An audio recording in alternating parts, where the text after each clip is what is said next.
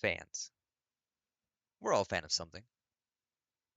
We could be a fan of video games, movies, hell, even celebrities, right? But what happens when we get a little too crazy about being a fan? That leads to my topic, toxic fans. Toxic fans are, oh boy, they're fucking, sure, fucking something. And one group of fans I'll be looking at today is the Amazing Digital Circus. The Amazing Digital Circus is a fantastic series that you can watch for free on YouTube right now. So go watch this after you're done watching my video. You heard me. Don't click off. Don't do it. Okay. So, yes, it's a fantastic series with fantastic characters. We follow Pomni as she enters this weird, wacky digital world with all these characters, and we see the complexity of each and every single one of them as the episodes continue. And the ringleader, or I guess the person who has the most control over this digital world, is a character named Kane. He sends out our main cast out on these adventures and basically traumatizes them both physically and mentally from each adventure that they have to go through or that they are put through by Kane. The creator, Gooseworks, has made this fantastic series that has gone on for I think over 2 years now, or just about almost three. But it's fantastic. The only issue with the show doesn't even have to do with the show itself. It has to do with how it's gone too big for its own good, which has led to an influx of a lot of people becoming fans of the show, right? And obviously, I'm not talking about the normal fans like me who like the world, story, and characters, all created by Gooseworks and their vision, which they have created and presented for us.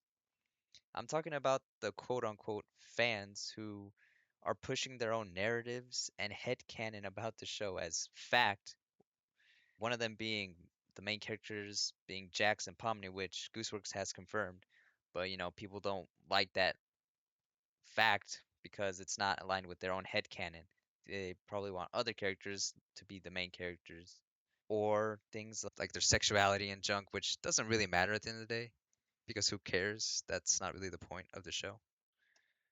But anyways, all this toxic behavior is just around the show, either way.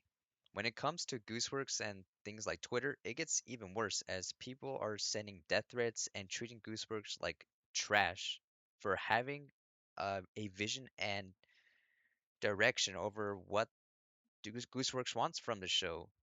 Their choices of, not just the main leads, but also the way that they want to end this show. And I don't even blame Gooseworks for not wanting to interact with this series after, they're done with it. Uh, all this like fucking psychotic behavior of sending death threats and shit is just not okay. It's like why? Why would you want to push this person to the fucking brink of taking their own lives? Like this is crazy. But that got me thinking. What the hell is up with fans and fandoms today? Especially in places like the anime and gaming scene, which I am a part of both, which is why I wanted to, add this onto the Amazing Digital Circus and fandoms. Because I have seen in anime a lot of what are called tourists kind of coming in, when with the big shows like the One Piece, the Naruto, all these big shows, all these well-known shows on the Jujutsu Kaisen as well, and just kind of pushing their own weird narrative. Like in the anime scene, there's this term called a lolly, which people I guess have pushed towards being a character that's a child, which that was never really what a lolly was. It was a petite character that's a woman.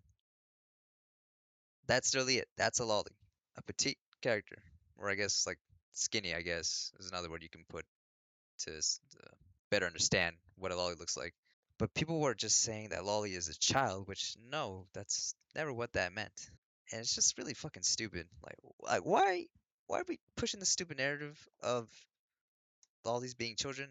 And at the end of the day, why are people acting as if these lollies are real girls? They're fucking drawings. Like, sure, you may not like the character or the way other characters interact with them, like in ReZero with the way Subaru interacts with Beatrice. He picks her up and spins her around. That some people may find that problematic, even though like people like me just don't care. It's like whatever. Just a little goofy scene. It's not that crazy. It's a fucking drawing. This isn't like a real little girl. This is a fucking drawing. Can you not like differentiate between reality and fiction? It's kind of crazy that we have to literally fucking deal with this shit in our fandoms because, these people want to push their weird narrative and say, "Oh, that's a child because you are watching this show, you must be a child predator." It's like, "What? Bro, that's not how this works. That's not even a real person. That's like this is a drawing. Someone thought about this character. What has gone wrong with your brain that you think this is a real person? Like, come on, dude. Chill out. It's not that serious." But yeah, those are just my really brief thoughts on the Amazing Digital Circus controversy and just fandoms in general and the toxicity that they tend to devolve in the bigger they get. But yeah, that's all I had to say. Yeah, tell me your thoughts in the comment section below. Like, hell, maybe you agree, maybe you disagree on some points I made. Hell, maybe you can build up on what I said. Maybe you think fandoms aren't that toxic, or maybe you think they're more toxic than I discussed here. I mean, just leave your thoughts in the comment section. I'll give them a quick read. But yeah, that's it. Hope you liked the video, and I'll see y'all next time. Bye.